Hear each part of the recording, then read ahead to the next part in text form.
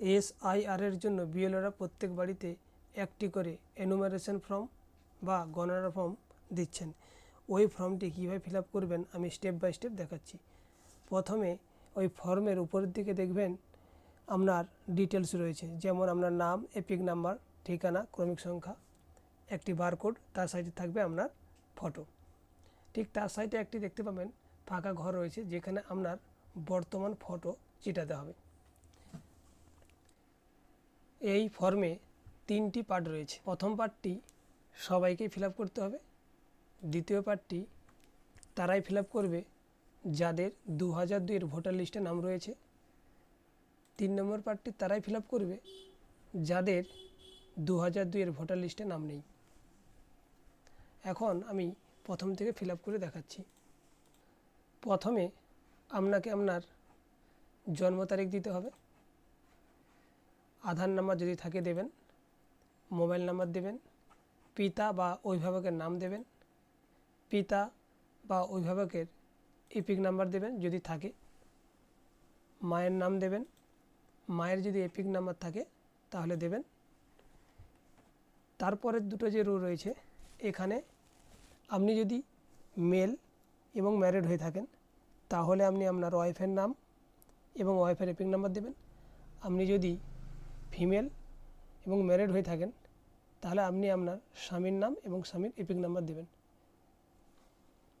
আর যদি আপনি আনম্যারিড হয়ে থাকেন তাহলে কিছুই দেওয়ার দরকার নেই, নট অ্যাপ্লিকেবল করে দেবেন।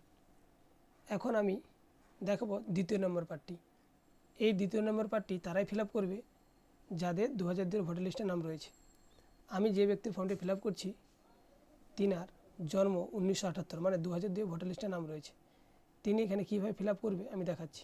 2002-এর যে ভোটার লিস্ট রয়েছে সেই লিস্ট অনুযায়ী যে নাম ছিল সেই নাম লিখতে হবে, এপিক নাম্বার দিতে হবে, আত্মীয়ের নাম দিতে হবে এবং আত্মীয়ের সঙ্গে সম্পর্ক কি সেটা লিখতে হবে।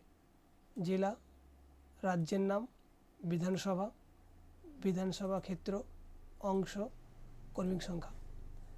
এখন আপনাকে 2002-এর লিস্টে যা রয়েছে সেম এখানে লিখতে হবে, কারণ বর্তমানের সাথে এখানে একই নাও হতে পারে।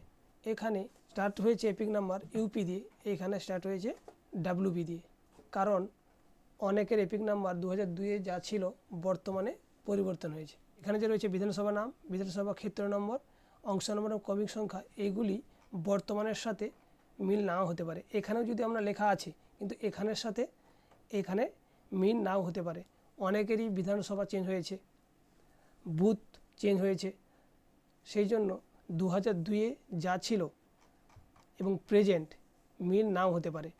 সবসময় মনে রাখবেন এই পার্টটি মানে 2 নম্বর পার্টটি 2002-এর ভোটার লিস্ট অনুযায়ী আপনাকে ফিল আপ করতে হবে। এই 3 নম্বর পার্টটি তারাই ফিল আপ করবে যাদের 2002-এর ভোটার লিস্টে নাম নেই। 2002-এর ভোটার লিস্টে যাদের নাম নেই তারা এখানে কি ফিল আপ করবে? তারা এখানে তার আত্মীয়, যেমন বাবা, মা, দাদু, ঠাকুমা, তাদের ডিটেলস এখানে ফিল আপ করতে হবে এবং তাদের যেন 2002-এর ভোটার লিস্টে নাম থেকে থাকে। আপনি আপনার যে আত্মীয়র ফিল আপ করছেন সেই আত্মীয়র নাম লিখতে হবে।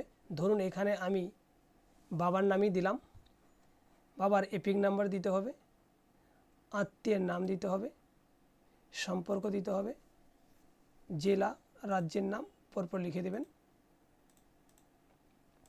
এখানে একটু লক্ষ্য করুন, বাবার এপিক নাম্বার বর্তমান পিএম দিয়ে শুরু হয়েছে, কিন্তু 2002-এ ভোটার লিস্টে ডাব্লিউবি দিয়ে ছিল, তো আপনাকে ওই ডাব্লিউবি দিয়েই লিখতে হবে। এই আত্মীয়ের নাম মানে আপনার যে বাবার নাম লিখেছেন তার বাবার নাম, মানে আপনার দাদুর নাম। সম্পর্ক কি? সম্পর্কটা এটা আপনার সাথে এইখানে যে ব্যক্তির নাম দিয়েছেন তার সম্পর্ক কি। তার মানে এখানে যে মুকুন্দ সাউ আপনার কে হয়? আপনার বাবা, সেই জন্য আমি দিয়েছি ফাদার্স। এখানেও বিধানসভা নাম, ক্ষেত্র, অংশ নম্বর, ক্রমিক সংখ্যা আলাদা হতে পারে বর্তমানের সাথে। এখানে যে আমরা লিখেছি বিধানসভা ক্ষেত্র নম্বর, অংশ নম্বর, ক্রমিক সংখ্যা, এগুলো আপনারা পাবেন কোথায়? 2002-এর ভোটার লিস্ট থেকেই পাবেন। এখানে বিধানসভার নাম রয়েছে, তার নাম্বার রয়েছে, অংশ নম্বর রয়েছে এবং ক্রমিক সংখ্যাও রয়েছে। এখান থেকে আমরা দেখে দেখে যেমনটি রয়েছে ওখানে ফিল আপ করবেন। তারপর আপনি এখানে নির্বাচক বা পরিবারের যে কোনো সাবালক সদস্যের স্বাক্ষর অথবা বাম হাতের বৃদ্ধাঙ্গুলের ছাপ এবং পাশে আত্মীয়তার ধরন উল্লেখ করতে হবে তারিখ সহ। ধরুন আপনি বাবা, আপনি আপনার ছেলের ফর্মটি ফিল আপ করে স্বাক্ষর করছেন, তাহলে আপনাকে আপনার ওই স্বাক্ষরের পাশে বাবা বলে উল্লেখ করতে হবে, সঙ্গে তারিখ। এভাবে ফিল আপ করে আপনার কাছে রেখে দিন, বিএলও আপনার থেকে নিয়ে যাবেন।